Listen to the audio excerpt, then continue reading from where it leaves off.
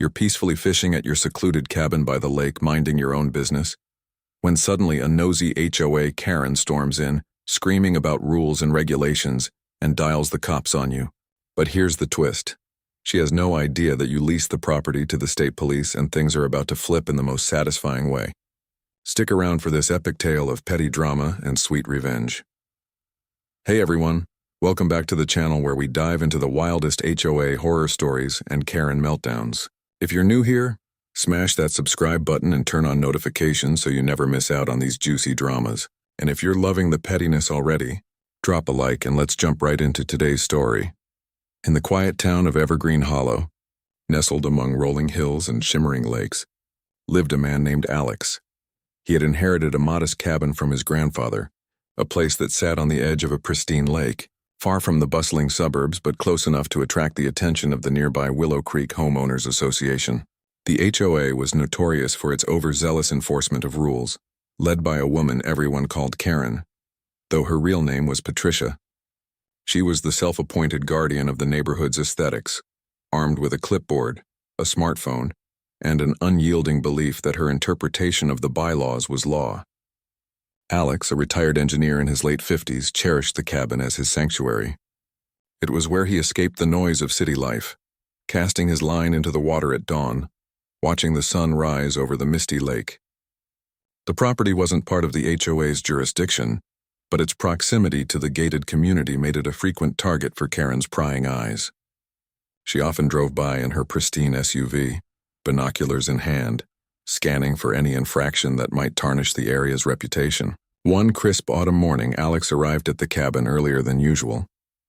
The leaves were turning shades of amber and gold, crunching under his boots as he unloaded his fishing gear from the truck. He had no inkling that this day would mark the beginning of a saga that would unravel the HOA's grip on the community. As he baited his hook and settled into his favorite spot by the dock, the water lapped gently against the wooden planks. Birds chirped overhead and the world felt perfectly serene. Unbeknownst to Alex, Karen had been patrolling the borders of Willow Creek that morning. She spotted his truck parked near the cabin and furrowed her brow. In her mind, the lakefront was an extension of the HOA's domain, even though legal boundaries said otherwise. She pulled over, her engine idling as she observed him through her tinted windows. Fishing without a permit? On private property? She muttered to herself, though the cabin was clearly marked as private. Her imagination ran wild with visions of litter, noise complaints, and depreciating property values. Without a second thought, she dialed the non-emergency police line, her voice dripping with faux concern. "There's a suspicious individual trespassing and fishing illegally at the old cabin by the lake," she reported, embellishing details to heighten the urgency. Little did she know, Alex's cabin held a secret that would turn her meddling into a monumental mistake. Years ago, facing financial strains after his retirement, Alex had struck a deal with the state police department. They needed a discreet location for training exercises, surveillance ops, and occasional retreats for officers. In exchange for leasing parts of the property, Alex received a steady income and the assurance that his haven remained protected. The arrangement was confidential, known only to a handful of officials, and it suited Alex perfectly. He could fish in peace while the state benefited from the isolated spot. As the morning progressed, Alex felt a tug on his line, reeling in a sizable bass that flopped triumphantly on the dock. He admired it for a moment before releasing it back into the water, adhering to his catch-and-release philosophy. The serenity was shattered when sirens echoed in the distance, growing louder as they approached. 2 patrol cars pulled up, lights flashing but sirens silenced upon arrival. Officers stepped out, approaching with measured caution. Alex stood calmly, rod in hand, as they inquired about his presence. He explained ownership and the lease, producing documents from his truck. The officers, recognizing the address from their department's records, nodded knowingly. One of them even mentioned an upcoming training session at the site. Karen, who had followed the cars in her SUV, parked a short distance away and watched with smug satisfaction, expecting an arrest or at least a stern warning.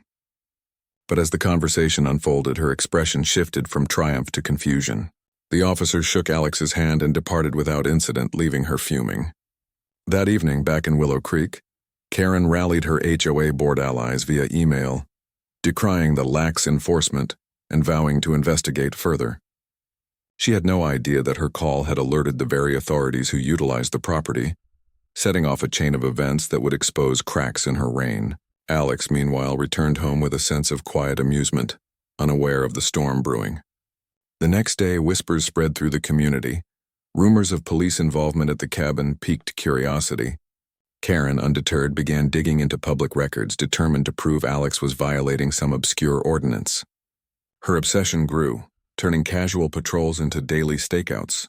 Alex noticed her vehicle lingering more frequently but shrugged it off, focusing on his routines. The lease agreement included clauses for privacy, but Karen's persistence tested its limits. One afternoon, as Alex repaired the dock, she confronted him directly from the road, though he ignored her shouts.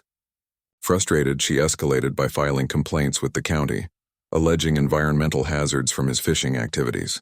The complaints bounced back quickly. The county knew of the state police lease and dismissed them outright. This rejection fueled Karen's fire. She convened an emergency HOA meeting, painting Alex as a threat to their way of life. Residents, tired of her dramatics, began to question her leadership. Alex, sensing the tension, reached out to his contact at the state police, a sergeant named Mike, who assured him the department had his back. As weeks passed, the lake's tranquility masked the underlying conflict. Karen's actions inadvertently drew attention to the cabin's unique status, prompting a local reporter to sniff around. The story simmered, ready to boil over.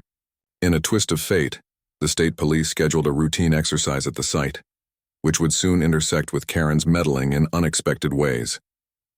The chapter closed on a note of anticipation, as autumn winds whispered promises of change, leaving the community on the edge of revelation.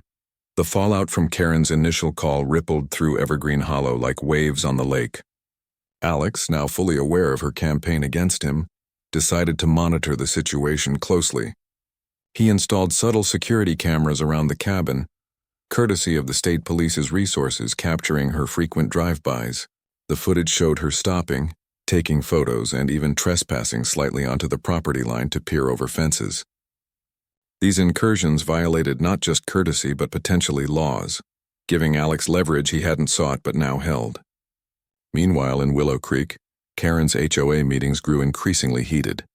She proposed new bylaws to protect against external influences, targeting properties like Alex's cabin indirectly. Some residents supported her, fearing change, but others grumbled about rising fees and unnecessary rules. A faction began forming, led by a young couple, the Harrisons, who had recently moved in and found her authoritarian style stifling. They started a private chat group, sharing stories of Karen's past overreaches, like finding a family for a child's lemonade stand or demanding repaints of unapproved mailbox colors. Alex, through his police contacts, learned of these murmurs. Sergeant Mike informed him that the department was watching, as any interference with their leased site could be seen as obstructing official business. The cabin, while primarily Alex's, served as a backup for undercover ops with hidden equipment in the basement. This added layer of importance made Karen's antics a potential security concern. As winter approached, snow blanketed the landscape, turning the lake into a frozen mirror. Alex limited his visits but kept the property maintained, hiring locals for plowing. Karen, undaunted by the cold, continued her vigilance, once even slipping on ice while snooping, though she blamed it on poor upkeep. Her complaints escalated to the state level, petitioning for an environmental audit of the lakefront. The audit request landed on the desk of a state official familiar with the lease who flagged it internally. This triggered a low-key investigation into Karen's persistent harassment. Unaware, she basked in what she perceived as progress, boasting at HOA gatherings. The Harrisons, emboldened, attended one such meeting and voiced opposition, citing overreach. Karen shut them down sharply, but seeds of dissent were sown. Alex, during a rare warm spell, returned to the cabin for ice fishing. He drilled a hole in the ice, dropping his line into the dark depths below. The peace was interrupted yet again when Karen appeared, this time on foot, bundled in layers, demanding he cease activities that could pollute the shared watershed. Alex remained silent, but his cameras rolled. She left in a huff, later posting anonymously on a community forum about the nuisance neighbor. The post backfired as users recognized her style and called her out. Sergeant Mike, monitoring for any threats to the site, noticed the online chatter and advised Alex to document everything. The state police quietly reached out to the county sheriff, looping in local law enforcement. Tensions peaked when Karen organized a community watch event near the cabin, essentially a protest disguised as a picnic. A dozen residents showed up, signs in hand decrying unauthorized land use. Alex watched from afar, amused yet concerned. The event drew police attention, not the response Karen hoped for. Officers arrived not to side with her, but to disperse the gathering for trespassing on public access roads. One officer, off duty from the state troop, recognized the site and informed his superiors. This incident marked a turning point. The state police decided to intervene subtly, scheduling a visible training exercise to assert presence. Helicopters buzzed overhead one weekend, landing briefly on the property. Officers in tactical gear conducted drills drawing gawkers from Willow Creek. Karen, witnessing this, paled as realization dawned. The cabin wasn't just a private retreat. She scrambled to save face, claiming she had alerted authorities to irregularities. But the community buzzed with questions.